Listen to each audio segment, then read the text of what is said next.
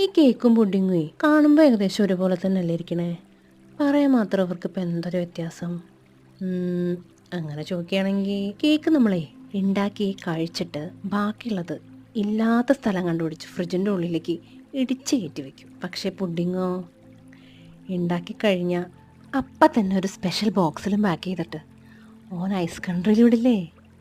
പിന്നെ തണുത്ത് മരവിച്ച് കിളിപോയ ഓനല്ലേ നമ്മളെടുത്ത് കഴിക്കുന്നേ.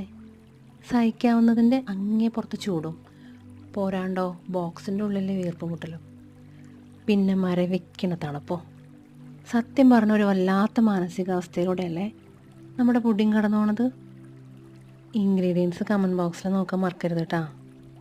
എന്തൊക്കെയായാലും പുള്ളിക്കാരെ ഹാപ്പി ആട്ടോ. ഇതേ നോക്കി ചിരിച്ചുകൊണ്ടിരിക്കണേ. ഇതുണ്ടാക്കാനേ ശരിക്കും എന്തെളുപ്പാ. അപ്പോൾ ചാനൽ സബ്സ്ക്രൈബ് ചെയ്ത് അനുഗ്രഹിക്കുന്ന വിശ്വാസത്തോടെ നാളെ കാണാം. ടാറ്റാ.